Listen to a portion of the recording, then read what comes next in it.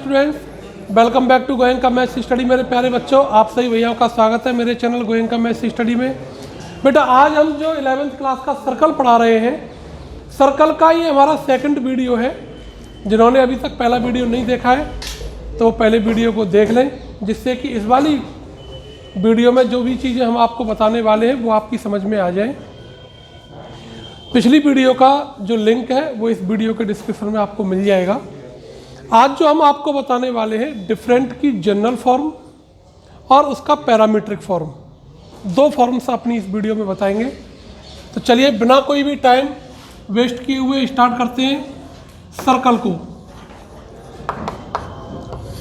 कल हमने आपको सर्कल की स्टैंडर्ड फॉर्म बता दिया था, ठीक है जी। सेंटर फॉर्म, रेडियस फॉर्म बता दी थी। डायमीटर के एंड पॉइंट दिए गए हों तो फिर आपको कैसे सर्कल का इक्वेशन निकालना है वो हमने अपनी पहली वाली वीडियो में आपको ऑलरेडी बता चुके हैं। आज हम यहाँ पर सबसे पहले एक बहुत अच्छा क्वेश्चन आता है कई बार, वो समझ लीजिए। देखिए मैंने कहा कि भाई कोई भी सर्कल, ये यहाँ पर कुछ स्पेशल सर्कल्स हैं, आप इनको क्या कह सकते हैं? स्पेशल सर्कल्स कह सकते हैं। देखिए ये अपना कार्टेशियन प्लेन है, x dash by dash it is origin. अब मैंने कहा कि भाई कोई भी सर्कल एक्स एक्सिस को टच करे, एक्स एक्सिस को, तो क्या क्या पोजीशन हो सकती है उसकी? भाई एक तो ये हो सकता है कि वो सर्कल यहां पर लाई कर सकता है। दूसरी कंडीशन ये हो सकती है कि वो सर्कल, थर्ड कंडीशन हो सकती है कि वो सर्कल, फोर्थ कंडीशन हो सकती है वो सर्कल, ठीक है जी।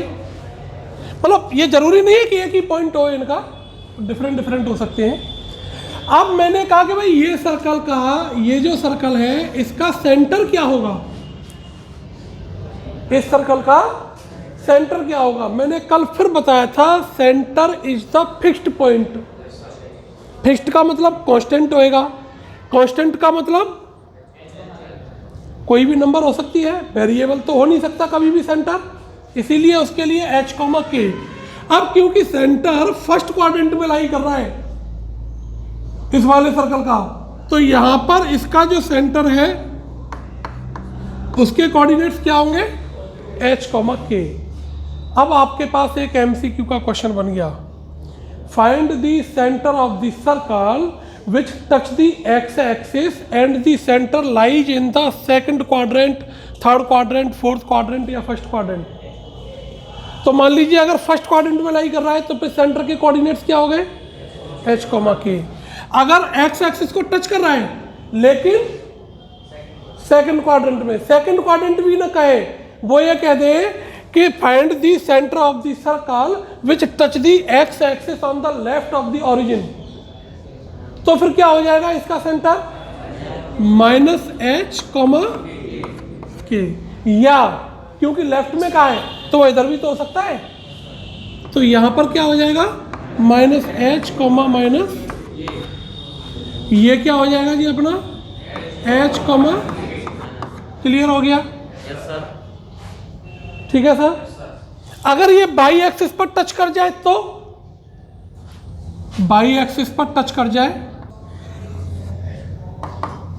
तब फिर सेंटर क्या होएगा?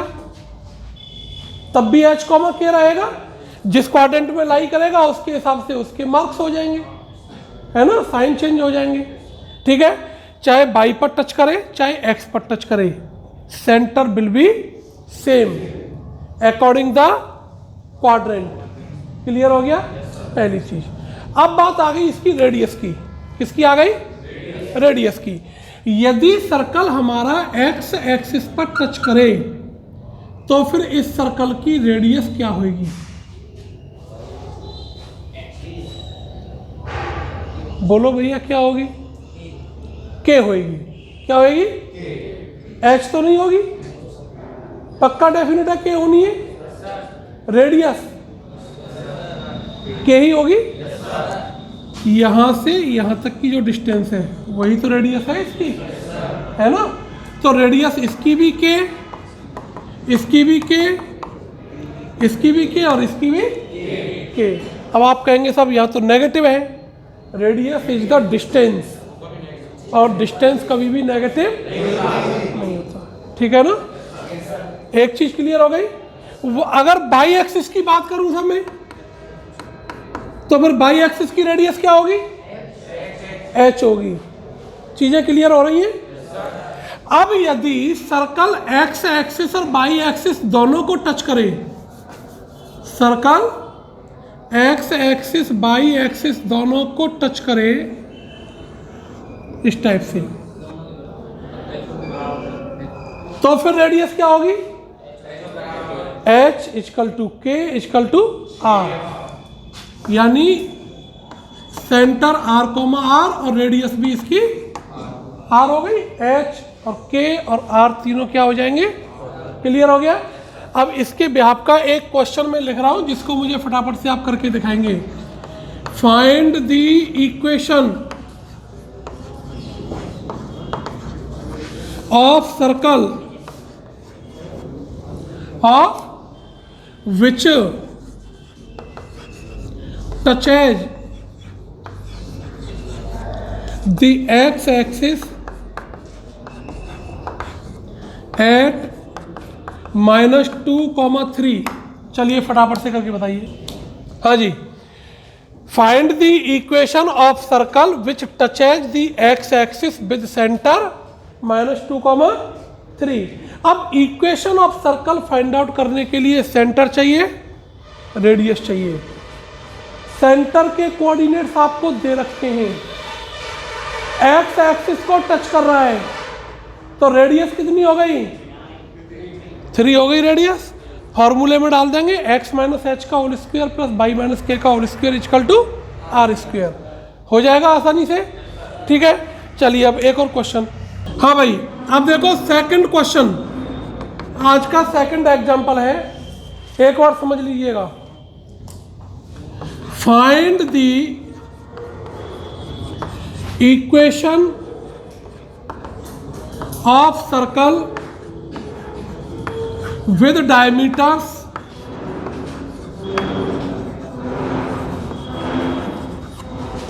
x plus y equal to 6 and x plus 2y equal to 4 which passes through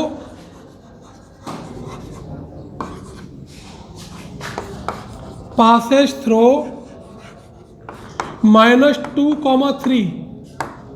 2,3 कुछ भी ले लो, उससे कोई फर्क नहीं पड़ना है। अब देखिए क्वेश्चन को थोड़ा सा इसको हमने डाइवर्ट कर दिया है। डायरेक्ट क्वेश्चन नहीं आएगा कि सेंटर दे दिया, रेडियस दे दी, सब इक्वेशन फाइंड आउट कर दो। कुछ न कुछ तो लॉजिक लग करके आएगा। Find the equation of circle with diameters x plus y equal to 6 and x plus 2y equal to 4 which passes through, जो इतने से पास हो रहा है। अब सर्कल का इक्वेशन फाइंड आउट करने के लिए क्या क्या चीज चाहिए, सेंटर चाहिए, रेडियस चाहिए, ये यूनिवर्सल ट्रुथ है, इसमें तो कोई डाउट है नहीं। अब जो भी चीज़ क्वेश्चन की लैंग्वेज में आपको दे रखी होगी, वहाँ से आपको सेंटर फाइंड आउट करने का प्रयास करना और रेडियस फाइंड आउट करने का प्रयास करना, ठीक है जी। We know that diameters of a circle intersect each other at centre of the circle, यानी बाइसेक्ट कह दो, इंटरसेक्ट कह दो, बाइसेक्ट ही करते हैं डायमीटर। तो ये मेरे पास सर्कल बन गया, ये इसके 2 डायमीटर्स हो गए, दोनों के डायमीटर्स के इक्वेशन दे रखे हैं। तो जहां पर ये कट करेंगे वो इनका क्या होगा, सेंटर पॉइंट। तो सबसे पहला काम आपको इस वाले इक्वेशन को और इसको सॉल्व करके इनका इंटरसेक्टिंग पॉइंट फाइंड आउट करना पड़ेगा, which is called the centre of the circle. Solve कर लीजिए साहब। सेकंड इक्वेशन में से फर्स्ट को माइनस कर दें तो y की वैल्यू -2 आ जाएगी, यहाँ पर डाल देंगे x की वैल्यू 8 आ जाएगी। तो आपका सेंटर कितना आ गया जी, -2, सेंटर आ गया आपके हाथ में। अब क्या चाहिए, रेडियस चाहिए। अब इसने क्या कह दिया है कि सर्कल पास हो रहा है इस वाले पॉइंट से, मान लीजिए ये पॉइंट यहाँ पर है 2,3, तो यहाँ से यहाँ तक की जो डिस्टेंस है वो क्या है हमारी रेडियस। तो डिस्टेंस फॉर्मूला से यहाँ क्या निकल आएगा अपना रेडियस आ जाएगा। तो r equal to square root x2 minus x1 का whole square plus y2 minus y1 का होल स्क्वायर। ठीक है साहब, तो कितना आ गया स्क्वायर रूट 41 आ गया, 25 और 16 है ना, ये अपनी r आ गई। अब लगा दो formula, equation of circle, equation of, तो x प्लस 2 हो गया, सेंटर गलत आ रहा है, एक सेकंड चेक कर लेते। सेकंड इक्वेशन में से इसको माइनस कर देंगे, x से x खत्म, 2y में से y गया y, 4 में से 6 गया -2, तो y की वैल्यू -2। अच्छा ठीक है, तो x की वैल्यू 8 है ना, 2 8 -2। अब निकालेंगे तो 8 -2 36 प्लस -2 -3, तो कितना आ गया 61 आ गया। ठीक है जी, अब निकाल दो, तो x minus h plus y -2, तो y प्लस 2 इजकल टू 60, इसको कैलकुलेट कर लेंगे। हाँ जी, अब next topic, general equation of circle. General equation of, सामान्यतः क्या इक्वेशन हमारा बनता है, जब आप x माइनस एच के होल स्क्वायर को ओपन करते हैं तो आपका इक्वेशन किस में बनते आता है, क्वाड्रेटिक। कैसा बनेगा, सीधा सा फंडा ये समझ लीजिए कि सर्कल का जो इक्वेशन है उसकी जो नेचर है वो कैसी है, क्वाड्रेटिक है।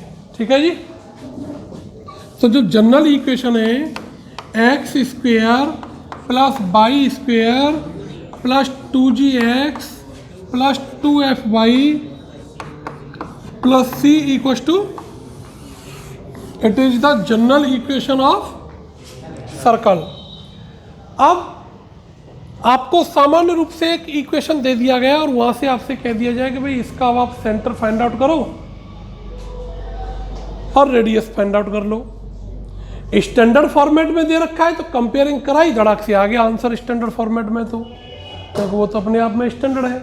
लेकिन यदि सामान्यतः यूं ही पूछ लिया जाए जनरल वैल्यूज के फॉर्मेट में तो फिर कुछ ना कुछ लगाना पड़ेगा उसके लिए।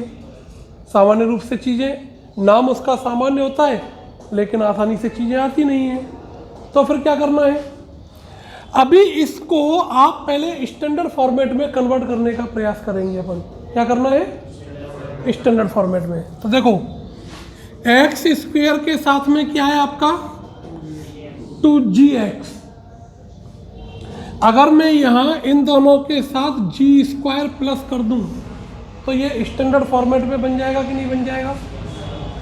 तो करना क्या है, एक्स स्क्वायर प्लस 2g, अब g स्क्वायर प्लस कर देंगे तो इधर का बैलेंस बिगड़ जाएगा, तो g स्क्वायर इसके RHS में भी प्लस करना पड़ेगा। 0 में g स्क्वायर प्लस कर दिया तो प्लस का g स्क्वायर हो गया। ऐसे ही इधर आ जाओ, y स्क्वायर प्लस 2fy, तो यहाँ fy आ रहा है तो f स्क्वायर प्लस कर देंगे और f स्क्वायर ही फिर आपको इधर प्लस करना पड़ेगा। ये प्लस c एक्स्ट्रा रह गया क्योंकि ये तो अब हमारे कंप्लीट